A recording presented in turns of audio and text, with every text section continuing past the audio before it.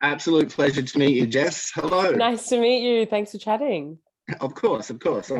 I've been looking forward to it since we arranged it. Yeah. Firstly, I don't know a lot about your background. Yeah.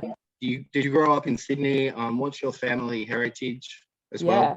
Grew up in Sydney. My dad's from New Zealand. My mum's Aussie. But my grandparents and stuff are all like Eastern European Jews by way of the Holocaust, and one's born in Australia and stuff. But we're a very like culturally Jewish family, which is really funny growing up in Australia because I feel like there's not a ton of overlap there. So that's been really interesting. Yeah. But yeah, like we're pretty like Aussie, but very Jewish too. Have you always lived in New South Wales, or did you go overseas to live or So study? so I lived here till I was how old? 22. I studied abroad in the US, but I went to Boston instead of I always wanted to like live in New York. That was the dream from when I was super young. And before I ever started comedy, I was at university studying psychology because my parents were like, you have to get a degree. That's like, Jewish work ethic is like, we need you to get some sort of foundation. And Fair so I enough. went and studied, and I was just like, I hate this so much. But I always knew I was going to move to New York at some point. And I was a little bit afraid because I'd never really been funny in a different environment to like my family and friends. And I was so funny with my family and so funny with my friends in school.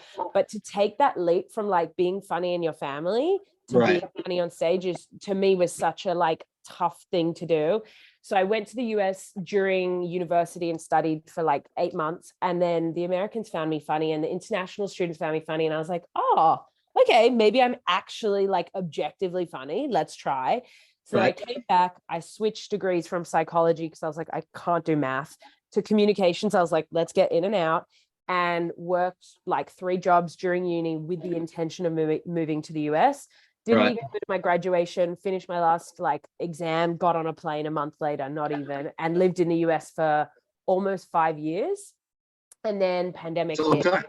Yeah, it was a long time, and it was so interesting living in New York, like especially during there was so much change. Like Trump became president. I was there Yeah. for months during COVID. So it was just such an interesting cultural time to be in the US as well. Yeah, it would have been like that's a lot of changes through not just New York, but the whole world that Oh you yeah. lived through. It was Yeah. it was fascinating. And when you say people found you funny, were you already performing, or were you just noticing in general you were being a funny person? It was being a funny person. I Yeah, was okay. so afraid of being on stage. So growing up, I was dyslexic, so reading, I was so slow at reading. Like my comprehension on paper is really slow, which Right. also informs how I actually joke, right, which I find like interesting. But so I never did drama. I couldn't go on stage in school because the way it worked, at least back then, now they're much more, friendly to dyslexic people or people who like have learning disabilities. Yeah, They okay. would hand you a script, and in front of your whole class as like a 14-year-old, you're already uncomfortable because you're like, we're all going through puberty. I feel uncomfortable. Now just read this script and act simultaneously. And I could barely read, let alone like process, know what emotion the character had and interact. So I just never touched anything related to drama. And then, so I just doubted, like, you're funny with your friends and family because they know you, but Awesome. it's different to make a stranger laugh. That's a big deal. Yeah. So it was just weird. I was like 19, 20. I went and studied abroad in the US. I was meeting people from everywhere, and we'd sit around and like have lunch or dinner or something because it was like dorm lifestyle. And Yeah, you'd yeah. like hold court, we'd be like talking and like chatting, and I was like bantering with everyone and just being funny the way I was with the people who knew me best in Australia, but with people from everywhere. And I remember coming home being like, oh, okay, I'm funny. Cool. That was a test and that worked. That's really cool. I mean, back around that same time, I was going to like clubs, and a nightclub would turn into a comedy show for half an hour, then go back to being a nightclub. And they had one at Terrigal, Yeah. because I'm from the Central Coast Hmm. of New South Wales, and one in Bondi. I think it was called Ant. It'd be like this weird Okay. nightclub, and then all of a sudden it'd be people doing performing arts, and then all of a sudden it'd go back to being a nightclub. I don't know if Yeah. that was the Bondi thing, I love but that. I also love when places do that because it's so hard to get an audience. I don't know what the audience was like, but it's like the same when you go and do, like, sometimes I'll go do a show and it's 80 people sitting and having a full dinner Right. while you're trying to perform, and they're just like, and everything's a mess, and you're just Are like, they clinking cutlery and things? totally. Also, you're like eating chicken palm, like while you're trying to laugh, your mouth's like, people are just filling up wine bottles, and you're just like, this is so, it's the same, like a lot of comedians will talk about doing corporate gigs. Sure. It's the same thing. It's just one of those things, like comedy's already got so many factors to how to make it successful. You add in a full 3-course meal and people are just like, what's happening? Or like you're at a place and there's a DJ and then they cut the music to make people do comedy. It always makes me laugh how people think they can just throw stand-up into a thing. Yeah, it's a bit impossible in some situations, I assume. I love it. Yeah, it's so funny. How has COVID changed the comedy scene? Has it changed? Do you change your jokes, or has it changed the crowds? I think it's like a mixture of things. I think jokes 100% people change just because it was so in our like consciousness, and it was one of the first things in my lifetime, if not the only, I can think of on a global scale. Everyone experienced the same thing to a degree, obviously. Yeah. And so that just made what you can reference and talk about is so sameness. I traveled after COVID, like first and second lockdown here. When things started opening, I went back to the US. And I was worried. I was like, oh, it's been a year, 2 years, 2.5 years since I've been in America. My style's changed a little. Are they going to find the things we find funny? Because we are very different culturally, and what we laugh at is very different. And the COVID jokes, easy. Like it was a shoe, and it was so easy because they'd been through the same thing. It didn't matter, you know. Worked. Nothing fell flat. Oh, nothing. Yeah, which was so interesting. I mean, I do think now I would never do a COVID joke. It's tired. People are over it. Let's move on. But you know, it's one of those things that at the time it was very topical. Everyone understood it. Social media, everyone was posting and making references, and you know. But I think the biggest change comedically was audiences forgot how to be an audience. And they almost became like, I mean, I remember the first 6 months out of the like second lockdown. The comedians, other comedians and I, we'd be at a gig and someone would literally have to be like, hey, you guys, you're not on a screen. We feel your energy. Right. You can hear us. We can see you. I can touch you. We aren't in a small dark room where you're by yourself with a computer. So it's almost retraining people to be like, hey, I'm a real person. Like you can touch me. And that was fascinating because you'd see people loving it, but they'd literally be like, and you're like, I need you to open your mouth and laugh. I need you to make a sound. This isn't Netflix. So that was an interesting thing of like, how do you approach and talk to an audience to like break them open, but not scare them? Because they're also like socially anxious now. Sure. People uncomfortable. So that was a huge shift in how do you work with an audience and how do you be a good comedian, not scaring them, but also being like, come on, come with me. Trust me. It's okay. You know, were those audiences spread out? So did you have to like look left and right, or were there just less of them? How did it work? You know, great question. I think it really depends. There are some shows, for example, in somewhere like Newtown that might be small, but because they're also in a small space, whether you have 15 or 45, it seems to feel full. So it was definitely, some shows were struggling with numbers. Others came back with a vengeance and people were like, let's go, we don't care. But overall, it was a real mixed bag. I would say I did shows that were like packed, but then the crowds were just like so timid. And then I did shows that were like half empty and the crowds were just like, let's go. Like we're ready to laugh. So it's hard to say, but I definitely remember for a good 4 to 6 months, you'd do shows and almost half of the shows you'd have to say to an audience like, hey, pick it up. Let's go. This isn't a computer screen, you know, you're out in the world again. Like, let's like open yourself up to that. So speaking of crowds, I'm interested to know, do you stick your head through the curtain? Do you assess a crowd before you step out on stage? Yeah, I am. I love, like, if I'm in a space where I can watch people trickle in, I love being like, is this a first date? is this a mother and a daughter? Like, what is the vibe here? I love it because it also, to me, and I know some comics don't, some comics hate it. They don't want to hear people as they come in. They don't want to look at them. I love it because you can see what's going on. What is someone wearing? It also just helps. Like if I see someone wearing like a pink shirt, I'll, when I'm on stage, be like, "Oi, pink shirt," and ask them a question. Yeah. And I'll point people out, or V-neck, or, you know, hat or whatever. So I like seeing what people are doing when they come in. In saying that, and that's for more of a bar show, I'm doing my hour coming up, and I was thinking about this literally last night. I was like, am I going to just put headphones in and blast music and just not even hear as people come in? I don't know if I want to hear what people are saying when they know they're coming to see me versus a general show with 10 people. So I don't know about. Big difference. Like if they're just there to see you, they got a ticket to see Jess. Yeah. And I don't want to hear people coming in and being like, oh my God, I saw her at this show and she's so funny. Or like, yeah, I'm friends with her from high school and I'm bringing, like, I don't know. I don't want to hear that. Yeah, I don't mind when people are coming in being like, oh my God, awkwardly making small talk because they're on a first date. I'm like, that's hilarious to me. But I don't know. So that's going to be a first for me in terms of my theater is near the green room and you can hear everything. So I haven't decided what I'm going to do yet.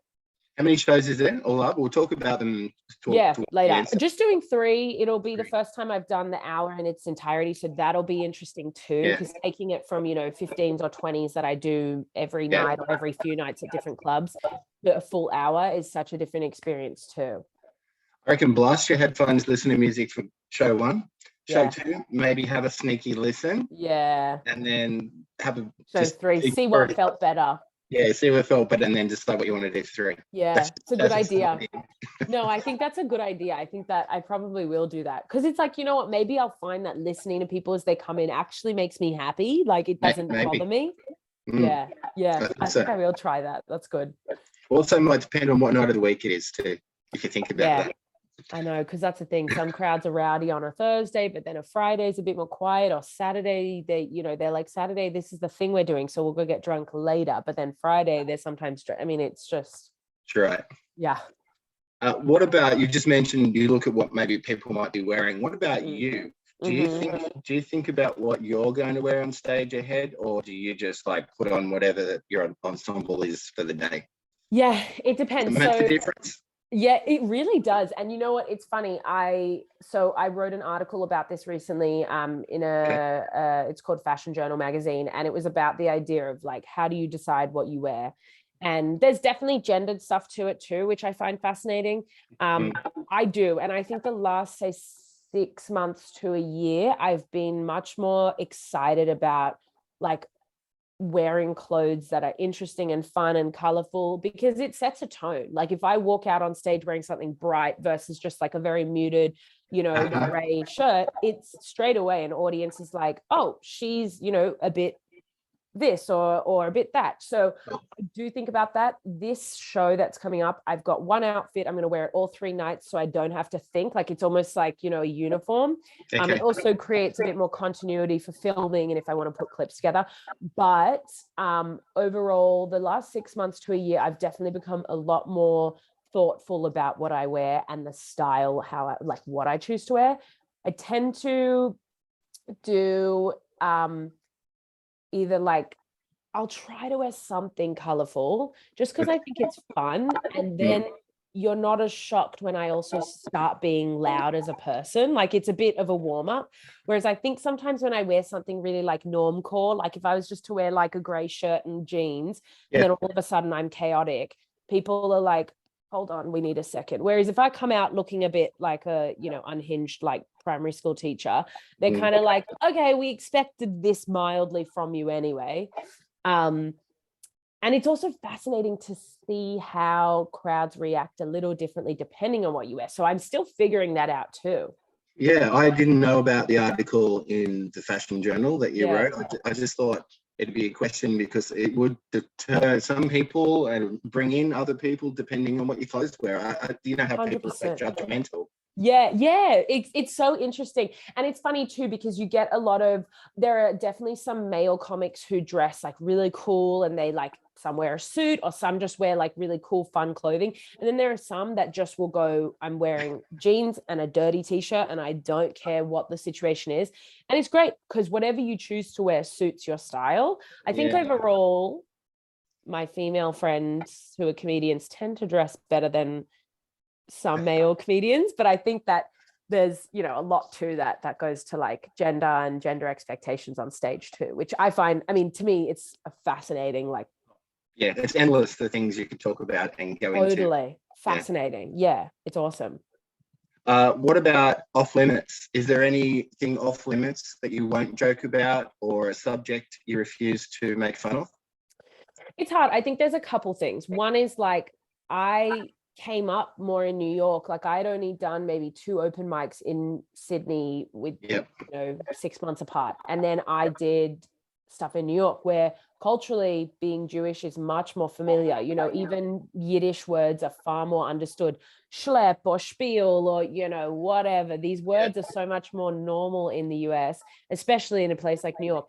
And then when I came back, I was like, oh, the cultural understanding of Judaism and Jewish culture is so different.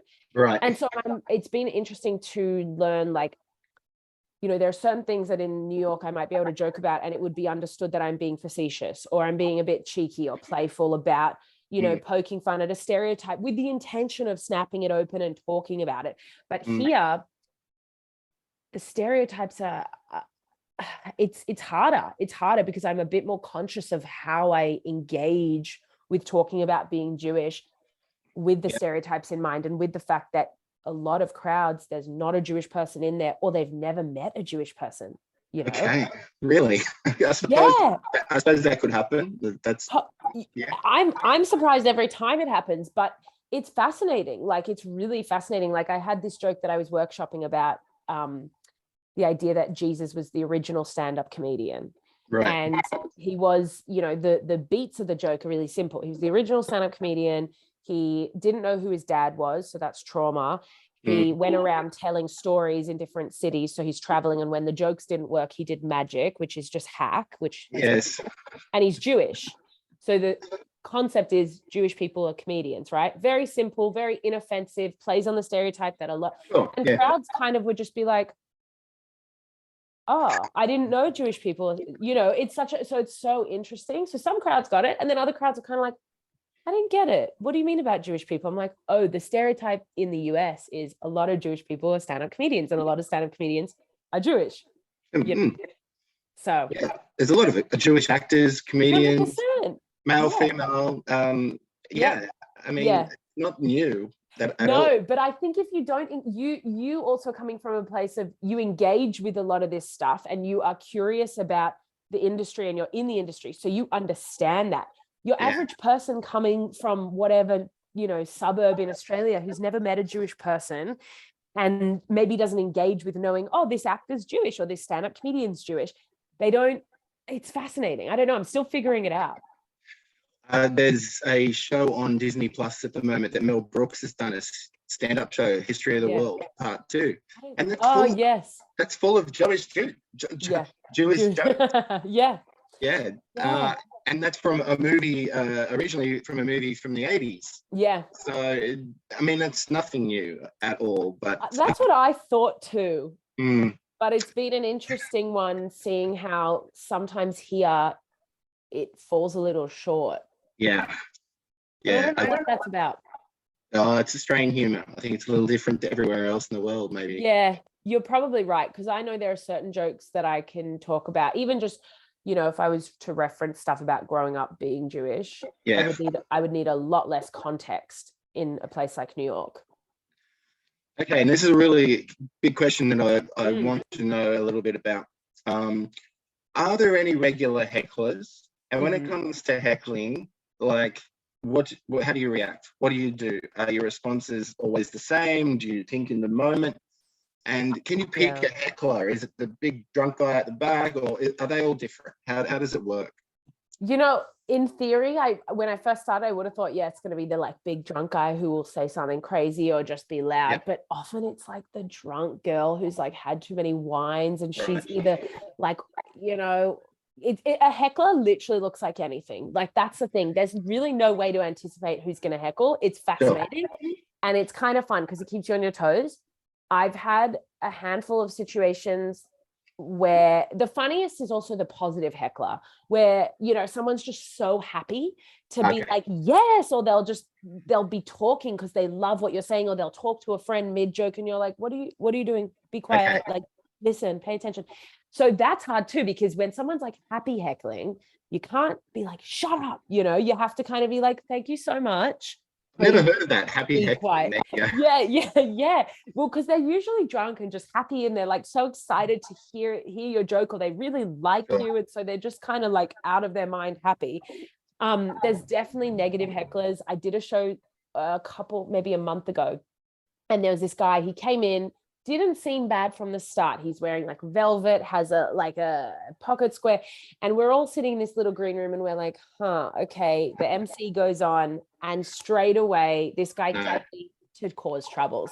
He had like standard responses that were almost like practiced, and like the MC said something that, can't even remember what the MC said, but his response was something to the effect of like, yeah, mate, you're struggling up there less than I'm struggling. Like, it was very like pre-recorded, like he'd thought about it. And so we're all in this firing line sitting in the green room. Like, each one of us has to go face this guy in a room full of maybe 40, 50. And it was hard because the crowd was booing him at one point, but then they got tired of him. So then they stopped even, you know, they weren't necessarily on the side of the comedian. They just became so frustrated that they... Was he on his own or with a crowd?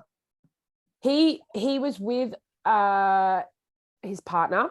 Right. And when I was on stage, I said to her, I was like, are you okay? Like, and she was just kind of like, I think she was so embarrassed, she almost didn't know how to react. Of course, yeah. And so she just kind of was quiet. But I mean, even at some point she went to go to the bar or went to the bathroom. Yeah. And he was just really like, the comedian didn't realize and kind of was like, oh, where'd she go? Like, before we knew how bad he was. And he was like, oh, she's a psycho. She probably went to take a shit in the middle of this. And we were all just like, don't speak about someone like that. That's disgusting. Like, and he was so like vile about it too. We were like, you know, it was just horrible. And it really put like just a bad taste in the whole room. So that was hard. And I haven't had many. I've been pretty lucky. Good. Yeah. I've had the odd, you know, where they call out and they say stuff that's just gross or unkind. But typically the audience is on your side. Yeah. I've really rarely seen an audience be on the heckler's side, which thank God for that, because it's already hard, you know, to have to, and it's hard. I haven't cracked the code of, you know, do you stop with them and try to reason with them? Do you try to kind of beat them down using humor? I tend to just tackle the situation depending on so many factors. Is it a Friday night? Is everyone really drunk? Is it a more, buttoned up show? How do we approach it? But it can be hard. It can. Oh, I can imagine that. The bouncers, do they have the authority to throw people out, or is there like hecklers allowed to reach a limit? And then it depends. Yeah, it really depends room to room. I've definitely seen people have like the room producer go up and be like, hey, if you're not quiet, we're gonna have to kick you out. Case by case. Yeah. And then sometimes if there's like a break and they're really drunk, they'll leave. It's case by case. But most comics who are gigging regularly, I would say once a month, I either for myself or someone on the show, I'll see a pretty tough heckle happen, or just a situation like someone's really drunk. I did a show the other night and they were just so drunk, and they don't realize they're like trying to whisper to their friend, but they're like drunk whispering. So you're just like, you know, but it's good. It for all that negative, I do think it makes you a stronger comedian in terms of working on your feet. You have to be fast. You have to be able to verbally spar with anyone in that room. You have to know how to be a little bit mean to embarrass them so they shut up, but not so mean that the whole crowd goes, they're a person too, you know? So it's fascinating. It's a really fun balance of like, you know, comedy isn't just, haha, you're funny. It's science in my mind. I'm like, there's science, there's things happening. Well, definitely. And also some shows, comedy shows have plants, right? Do you ever have a plant? Like, do you Oh play God, someone who's no. scripted I lines? haven't. I wish. I have been thinking about, and I would only do this when I have a bigger stage, having a plant, or Yes. having people come on stage with me behind me to finish my last joke. I have an idea, but I need a bigger stage for it. So that would be the only time, but I haven't done a plant. I'm trying to Okay. think, have I ever? No, but some of my friends have. Some of my friends have, and it's really funny to watch because sometimes it goes amazing, and sometimes people are like, "That's a plant," Yeah. which is fun. Yeah. I can pick them a mile away whenever I see them, but it's still part of the fun. I get it. Yeah, exactly. And if it's scripted and they've thought about it, I'm like, yeah, it's theater. It's theater at the end of the day. That's it.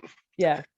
When you were at uni and you said you were just being funny, you were making people laugh. What jobs were you doing? Did you have any other jobs before you were actual performer, and were you destined to always be a performer? Oh God. I want to say yes. I want to say I was You always. can say that now, right? I know, but it feels so weird. It feels so like strange because I don't believe in God or fate or anything. So then to be like I was put on this earth for that feels very not in line with my other beliefs. But I think I am not suited to any other job. Like truly, there is nothing else that I could be that I could do. That everything else makes me absolutely miserable, the thought of it. But I have had some really interesting jobs during uni, Okay. and even high school. Like I started babysitting and nannying really young, and I don't want children, so the kind of not wanting kids but looking after them for a long time is like, to me, really funny and humorous, and that's a lot of my jokes. I talk about kids and whatever. So I was doing that through uni, through high school. Yeah. And then I also worked in a medical center as a receptionist, and I've worked there for almost a decade on and off throughout my life. My sister was a receptionist there, then she went and became a doctor, and I inherited it from her. Yeah, and so I worked there through all of uni, and then when I got back from the pandemic, I worked there for a couple of years, and then I just officially quit last month because now I'm doing comedy more full time, which is great. So I worked there, and that is one of the most ridiculous, fun.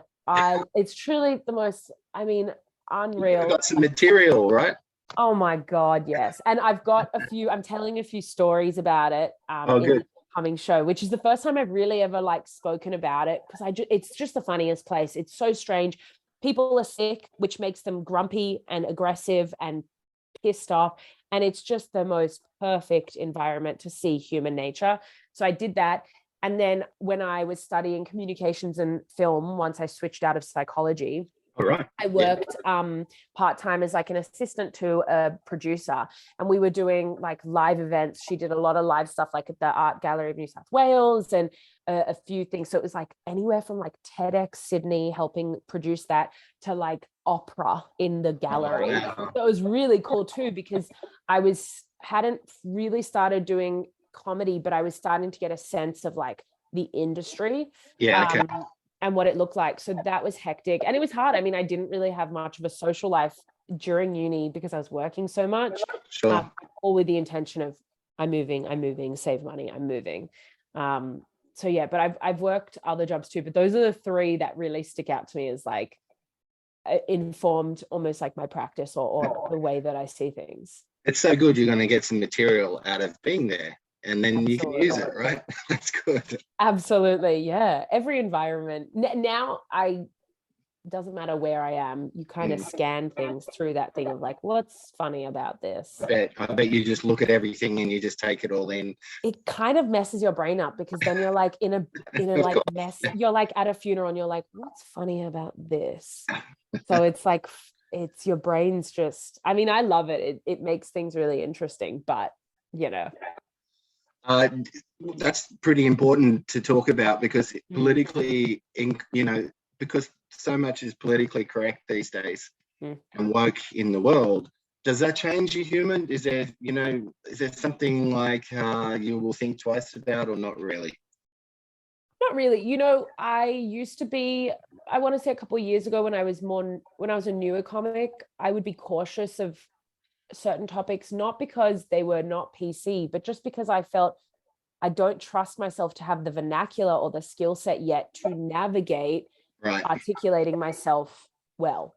And the last thing I'd want is to go up with a topic that is not mine, or even is mine, but not represent myself well. Yeah. And that goes to the Jewish thing, even talking about being female, even talking about being plus size. It could like it could potentially backfire, right? Totally. And also the reality is, as much as we're joking around and entertaining people as clowns, comedy is literally making people laugh lowers your judgmental, your you know, like your judgment of things. And so when I lower your, you know, you're uptight and I lower that, I can get in with a new perspective. And that's the value to comedy. So if I'm addressing a topic that's a bit, you know, taboo or this or that, I can actually give you a new perspective without you realizing, or make you laugh in a way you'd never considered something. So it's actually, to me, it's really important to be able to address certain topics with finesse.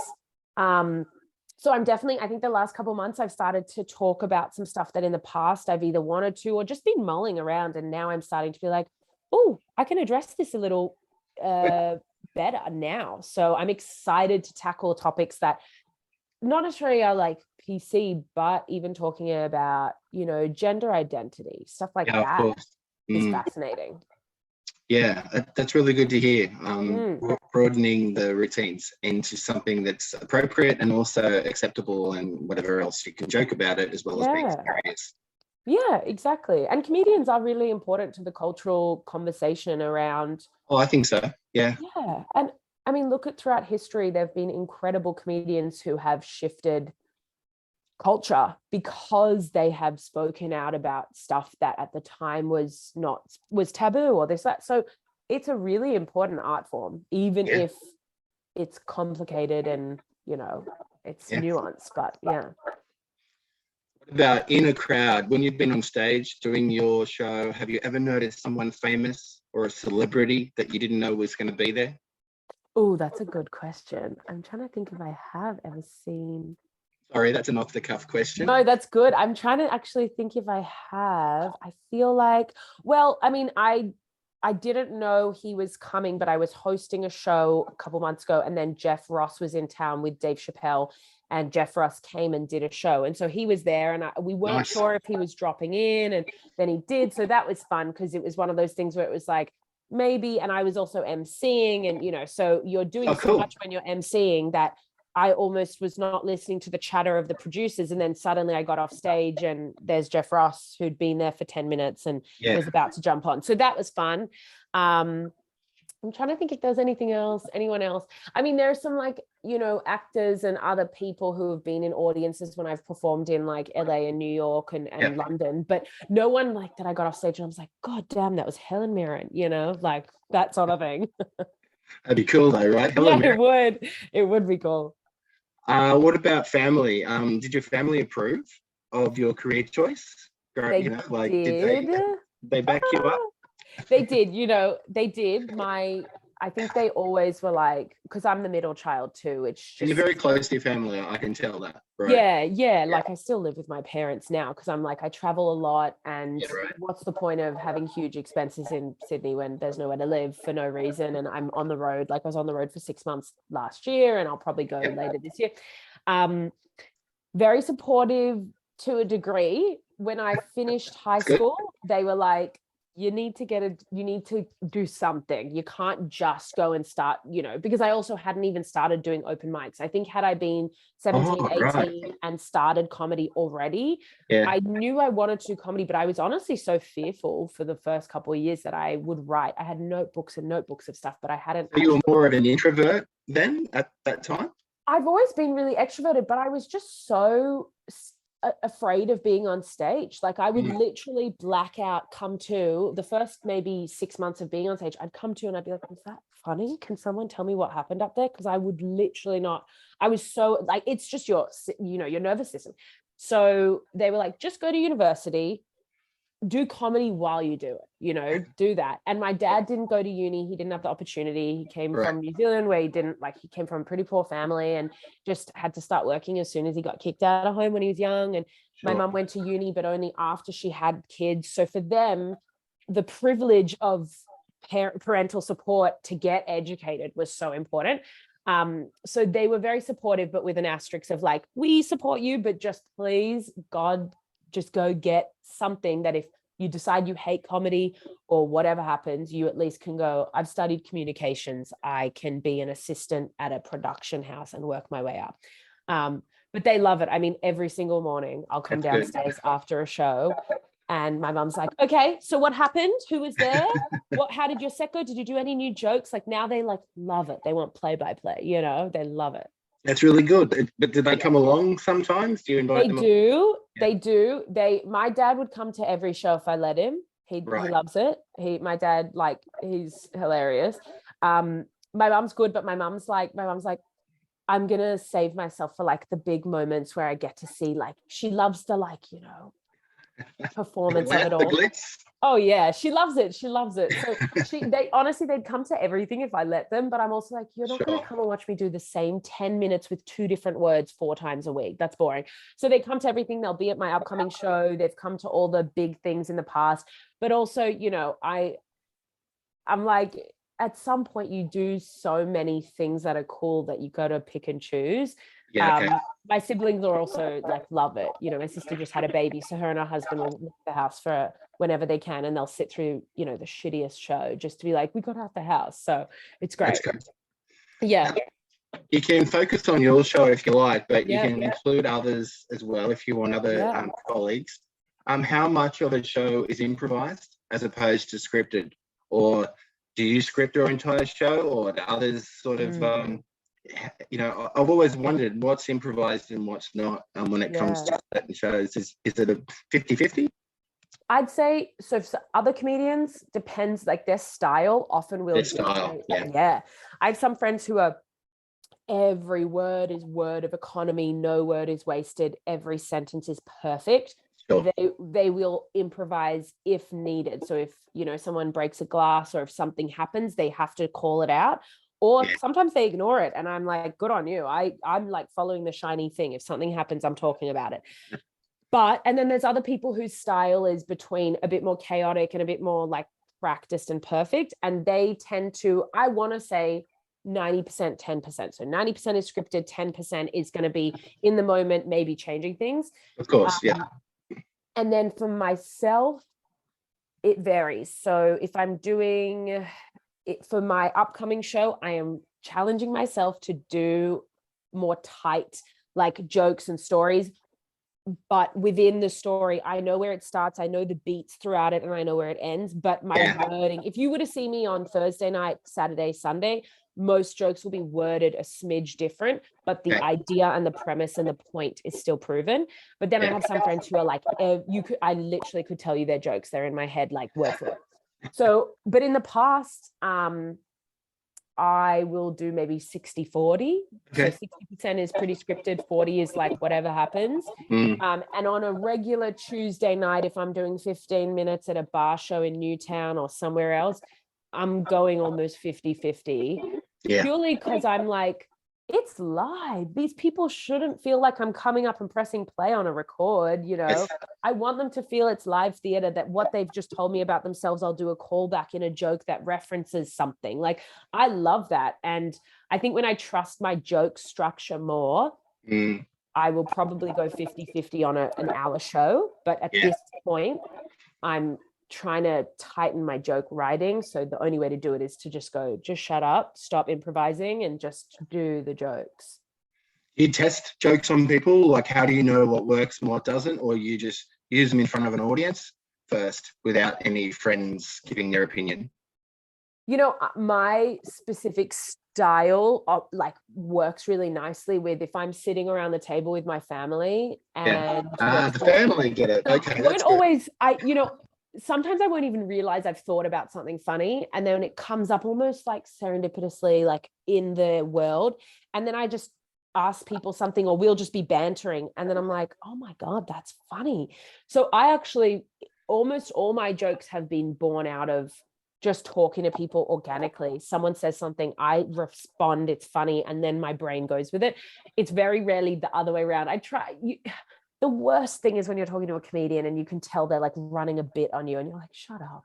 Okay. Yeah.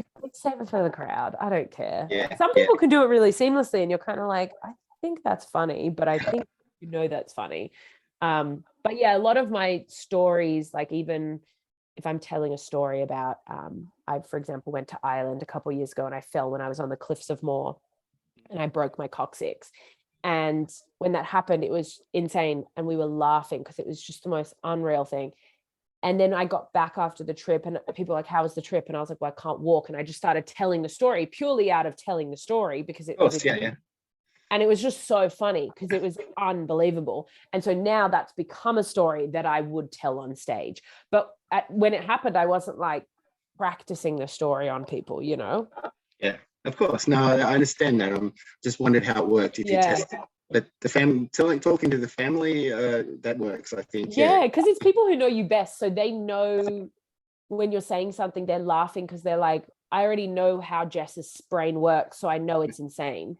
And so it fits, you know, and then you just have to figure out how to distill that so an audience who doesn't know you reads you the way your family and friends read you so that they can laugh in the same way. Oh, exactly. What about plagiarism? Is it difficult not to steal jokes off others? Or maybe you're watching a movie from the 80s, they say something funny and you use it in one of your shows? Like, you should think, oh, nobody knows that.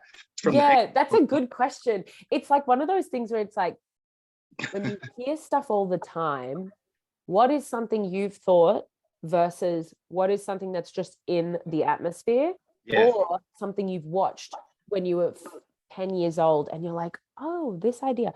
So it's hard. Sometimes if I'm doing a joke that is well trodden in the area. So for example, I've got a joke that I've been working on about Jesus. It's all about him, blah, blah, blah. And some of the things I'm like, surely that can't be the first time that's been thought of. And so I'll just spend, half an hour Googling it, YouTube. I'll ask some of my friends who are like a catalog for jokes. I'm like, have you ever heard anything like this? And sometimes people will be like, oh, I've heard someone do something a little like this, but it's from that angle. So sometimes you have to think about it. And other times I'll just totally scrap something if it doesn't feel original. The reality is when you go on the road, when you're talking to people from all over the world, having some pretty broad jokes, dads are like this, or I live at home and it's like that as a 30-year-old, are going to be the fastest way for you who doesn't know me, who has a very different life to me, to go like, yeah, I do get that. So sometimes you need those broader generic jokes, which a lot of comedians have. Dating is like this, owner shops is like that. But overall, I try to be really careful about plagiarism just purely because it's like, it's also boring as for an audience to hear the third joke about the same kind of topic or be like, oh, I think, Ali Wong has a joke like that. It's like, okay, boring. So I tend to also try to use more personal anecdotes so that it's not as, Of course. No, it's good to hear because I know that some comedians or actors even will lift off other options, like that's what they'll do. Yeah. Glad to hear it.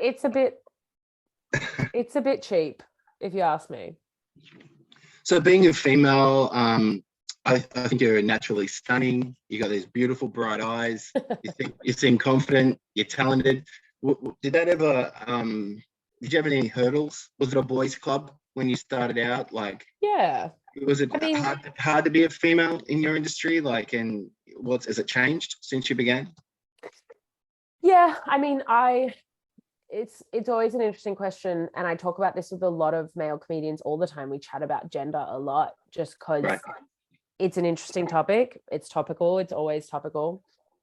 It's nuanced, but I started in the US and in New York. It's a pretty separate scene. So you've got a lot of your club scenes in New York City, and those tend to still be quite, boys clubs, and a lot of men work at them. So they book a lot of men and they know a lot of, stuff. And then they have, a token female thrown in here and there, which definitely happens here. And then I was more in the Brooklyn scene. So it was a bit more trendy. It's a bit more, like new towny vibes where it's kind of like, the younger people who are doing weird shit. Like I remember seeing someone like chew up Doritos and like do this like whole weird artist thing of like spitting it in the crowd. And you're just like, what's going on? Very odd, but it's much more like open environment. It's not as much like set up, punchline. So I was in both scenes, which was kind of interesting because you'd see some jokes worked here, some worked there, some worked both, but some work neither, whatever. It was hard. I started an open mic with two of my friends. One was a female, one was a queer man. And we made it a place for POC, female, queer people. Straight, white, cis men could come and perform there, but it was very much one a night. Sure. Very thoughtful about giving a space to people who are usually, who are traditionally marginalized in that space. It's changed 100%. It's getting better, of course. But there's still stuff that's hard. A friend of mine, she was in a video recently that went like massively viral, and she was completely ripped to shreds in the comments.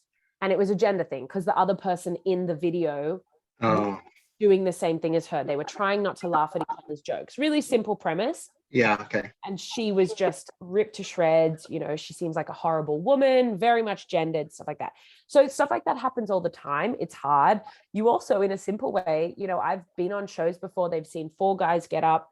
I go on stage. All of a sudden, someone's on their phone replying to a text. Someone goes to the bathroom. Someone gets a drink. Someone starts talking to a friend. And it's subtle. It's those subtle things that you're like, I feel crazy for noticing this. But almost every show, you see a woman get on stage and the audience just disengages. Okay. So it's really subtle, and it's fascinating too, because it's a hard conversation to have because it's so nuanced. And sometimes I feel crazy for being like, these things happen. So people are like, you're insane. And I'm like, no, it feels insane. So it's interesting. I think, I always think of it like this. A man gets on stage, and these are very broad, of course, yeah. Whatever. A man gets on stage and the audience likes them already. They trust them already. Right. So as a man, you have to work to piss the crowd off to lose them. As a woman, I have to work to get the crowd to like me and then love me. And maintain that. Yeah. And if I don't get them, they don't care. And if I don't get them fast enough, they don't care. And if you get them, but then you lose them, they're hard to get on board. Whereas I can see a dude go on stage, have them, lose them, get them back, lose them, do whatever he wants. So it's hard because you're also frustrated because you're sitting on the side going, I have to work hard tonight. But I do think it makes you a much stronger comic. It also means, the audiences that come up to you after, they don't just like you, they love you. Oh, and good. They're not just like, you were great. They really, and also it's cool when you get, a queer person or a woman coming up to you after, and they really connected with what you spoke about because they had just seen 8 dudes get up before and didn't hear anyone reflect anything like they don't, so that's also nice to be someone that an audience can look at and go, I feel represented by this person. It's such a privilege. I'm glad that you haven't had any like huge rejections or people just not giving you a job because of your being a female or gender. Look, I'm sure it happens. And it happens. I'm sure it does too. It would be conversations I'm not privy to. It's little things like, you get a call last minute because they forgot to book a female on the lineup, and suddenly there's half the audience are women, and they're like, oh no. I've gotten calls like that before. Hey, I forgot to book a female on this show, and now there's tons of women in the audience. How do you forget to book a female? I don't get it. Like for any show. Right. It's crazy, but it happens. It's the 2000s for a start. Yeah, fully. I think you've already answered this one, but just in case, what are the differences between Australian and foreign crowds, like American crowds? What major differences are there that you can label? I think Australians and this you can see in online stuff as well. So like Australians online really like character-based comedy. So like a Chris Lilly style. A lot of people who are really big on platforms like TikTok at the moment are very character-based. Yes. I think also Australians in general don't like anyone who shows that they're passionate about something. We are very tall poppy. It's not cool to care here in an interesting way. And I think our style can sometimes reflect that. You get a lot of deadpan, a lot of flat styled comedy, which is really fun, but it's far more prevalent, I find, here. And I also think audiences in the US, depending on where you are a bit more comedy literate. They've gone to comedy already that week. You know, I've hosted shows here and I'm like, give me a shout if you haven't been to comedy before. And sometimes there's 30, 40, 50% of the Wow, crowd. okay, that's a big Yeah. response. Yeah. Whereas in New York, if I was hosting and I was like, give me a shout if you've never been to comedy before, people are like, I've been to 3 shows this week and it's Tuesday. Like, let's go, hurry up. Right. But I've heard, and I haven't done a ton of shows in Melbourne yet. I'm doing a bunch of shows in June. I've heard Melbourne's a lot more comedy literate. I think it's just, you know, a theatre space. And so Sydney's interesting. And stylistically, I think in the US, they're a lot more eccentric. It's a lot more, you know, sometimes they can be more like aggressive in a fun way. Whereas here, it's a lot more chill. It's a lot more deadpan-y sometimes. I mean, you've got your exceptions to that, but I'd say those would be the major differences that I've seen. Mm. Yeah. I think myself being invited to review shows in Melbourne, Sydney, occasionally Brisbane, it's a different world in Melbourne. It's just a different world. They pick up culturally on more of the jokes. They accept more people. When I say accept, you know, they're into it much more. That the shows sell out quicker in Melbourne, it seems. I don't know if that's just a thing, but no, I'm sure you're right, because I have heard similar things from comics, Yeah. friends of mine who have gone and done the festival there or have just been Yes. there. Like, I've also heard stylistically in Melbourne, the crowds are more on board with a story that's not funny yet. Yeah. Whereas in Sydney, you're almost like punchline, like it's much more. So style is influenced by audience, which is fascinating because it's kind of like chicken and the egg, you know? Yeah. I mean, and in Sydney, sometimes people don't even realise there's a comedy club up there near Fox Studios or town or places have comedy. It's just one of those things where in Melbourne, it's much more out there. Yeah, absolutely. I'm excited. Yeah, no, I'm sure you're right. And I'm excited I'll be there in June and I'm doing 4 or 5 nights of shows. So I'm excited to just feel that difference. It'll be cool. A few more before we wrap up. Yeah. Actors, either Australian or international actors that you'd love to write with or perform with. I'm sure there's 100, but So any many. stands out that you really love to work with? I mean, Rebel Wilson is just cool and has done a variety of stuff that I've really liked. She's so good. Yeah, just great and funny. And her career's really changed over the last, like, I remember growing up watching her on like, Thank God You're Here and being like, God, she's funny. So she's great. I like Hannah Gadsby to me is just amazing in terms of, you know, how like she trailblazing and incredible. Yeah, just cool and smart and interesting and saying something with her comedy. So that I always admire. There's also a bunch of like New York comics who are definitely getting like way more known. Kat Cohen is a New York based comic who she runs, I think it's a weekly or monthly show in New York. And I was lucky enough to do it when I was just traveling there. She's hilarious. And her style is so unique and so specific, but so like people that love her. And I really find that fascinating to see how she's just stuck with her guns. And she's like, this is it. This is my style. And people are like, absolutely. Yes, she doesn't. It's so cool. Same goes for someone like Meg Stalter, who's similar New York comic, although maybe based in LA now.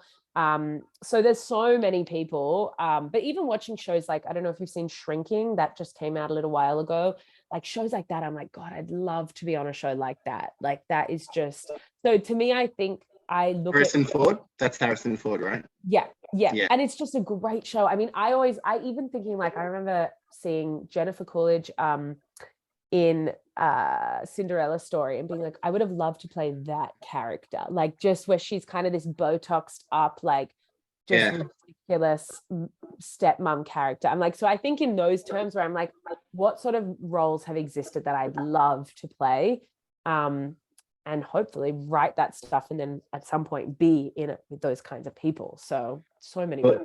Jennifer Coolidge, I remember first seeing in a mockumentary called Best in Show. Oh my God. About dog. Good.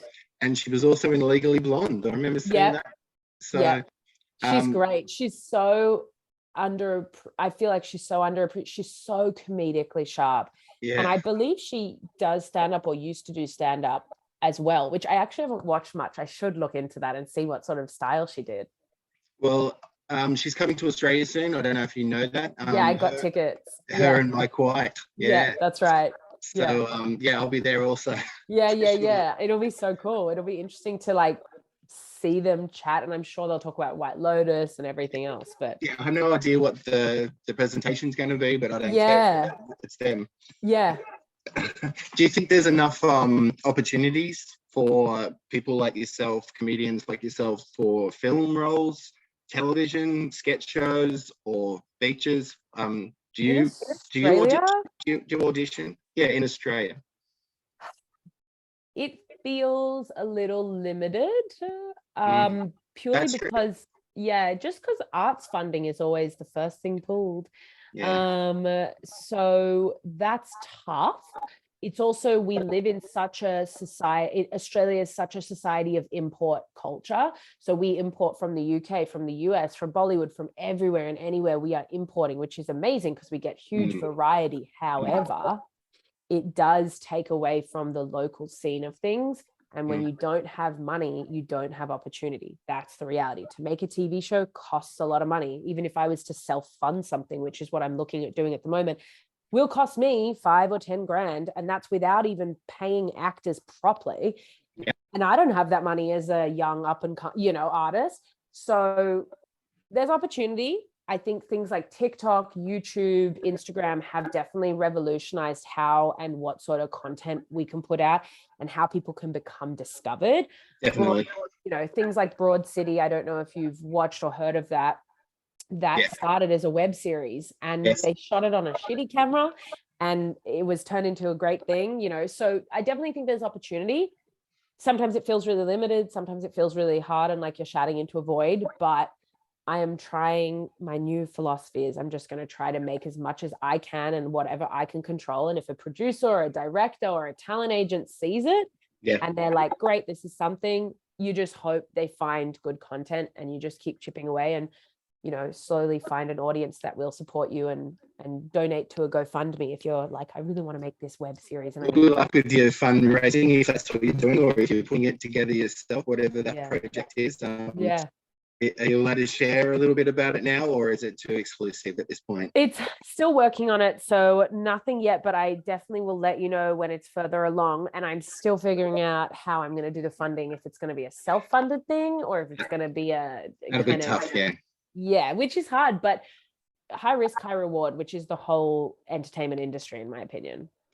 This might be a conversation off air, but there are grants that the Australian film, New South Wales and Australia and ABC. You can lodge things forward to them, and you never know. Comedy and documentaries seem to be what they're funding the most. So that's what I'm hoping for, and that's why I, at the moment, I'm just being a bit tight-lipped because I'm going to apply for a few different things. So we'll see. I'm just being a journalist by asking. Yeah, absolutely. No, and rightly so. And it's there are great, like, even though the opportunities can be a little limited, because we're also a tiny country, of 5 million, compared to a place like America, it's a different world. Like, of course, and no one imports Australian culture to the same degree that the whole world imports American culture. So it's a very different landscape, but there are great opportunities for, grants, whether it's grants for development or shooting or, post-production, whatever. They're out there.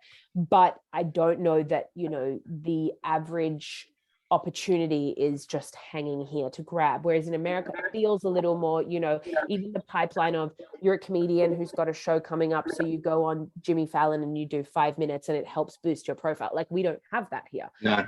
So it's just a different pipeline. It is. Get on it, Jess. I can see you doing big things. That's yes. Thank you. Some comedians, some very famous comedians and actors, they are hilarious and hysterical when you see them, but behind the scenes, they're quiet, they suffer anxiety, they're depressed. I'm assuming you don't ever suffer from depression or anything like that, seriously? I have ups and downs. I'm a pretty level-headed person to a fault sometimes. But no, I'm relatively lucky in that I haven't suffered like depression and stuff like that throughout my life. But I'm also very big advocate for, like, I'm in therapy. I'm very aware that therapy is really important, especially for anyone, but comedians, our whole job is to pick apart our own lives and everything we see. And that can be incredibly nihilistically, depressingly sad.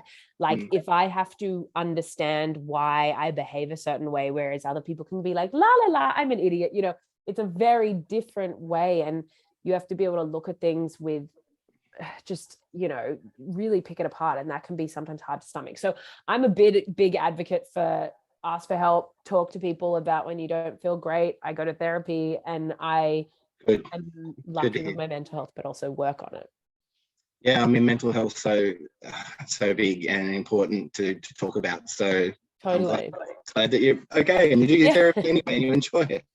What about being serious? I mean, you're a very funny person, and even just talking to you in conversation, I'm smiling away at things you're answering. But could you do a serious role? Do you think you could be a good drama actor? Or I'd love to, and I actually think a lot of really funny people make the best serious Robin Williams, Jim Carrey. I mean, there's a lot.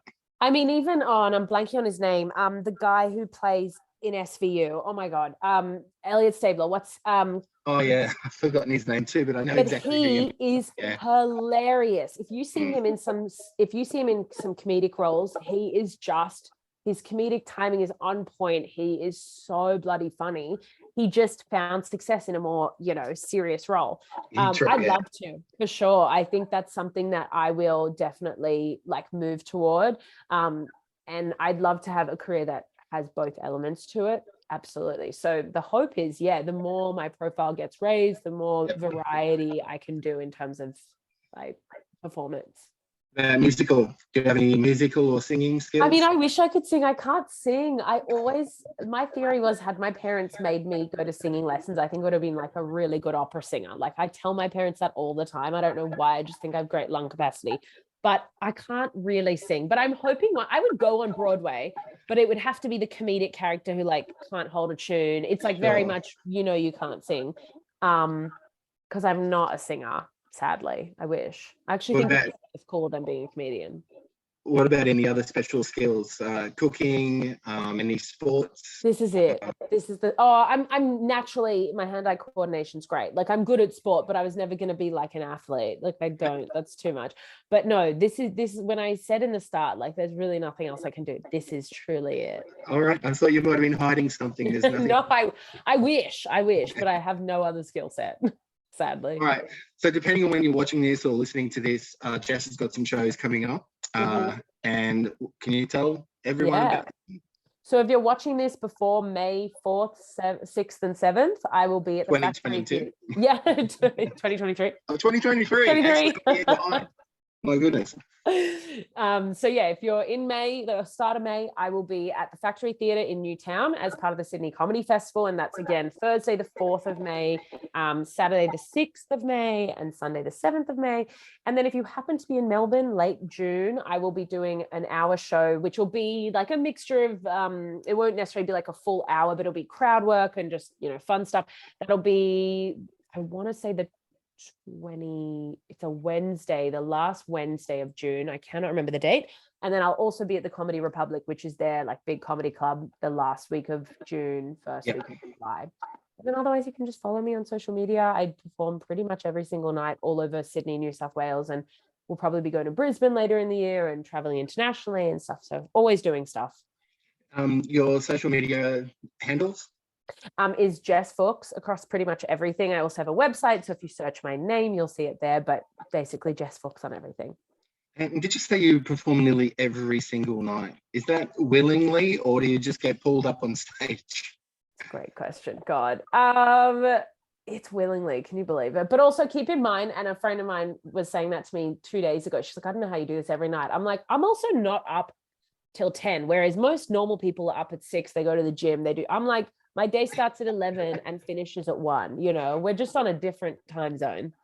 Well, hang on. We started recording at 10:30 in the morning. So can you believe I was actually up this morning at 7 a.m.? I got up at 7 a.m. this morning, and I literally said to my parents, someone has to check I'm up at 7 because I don't trust myself.